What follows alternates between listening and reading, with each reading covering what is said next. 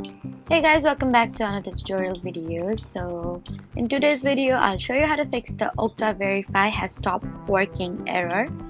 So if the app keeps closing unexpectedly or displays this message, then just follow along.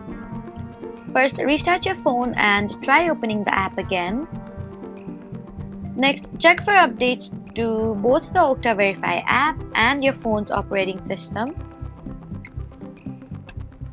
If the problem still continues, try uninstalling and reinstalling the app from the official App Store. And after reinstalling, you may need to reactivate your account by scanning a new QR code from your organization's Okta portal.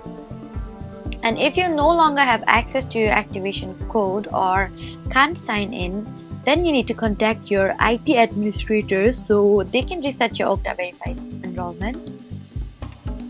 Finally, confirm that your phone has enough available storage and that the date and time are set correctly. So that was how to fix the Okta Verify has stopped working error. Please don't forget to like, comment and subscribe for more helpful tutorials. Thank you for watching.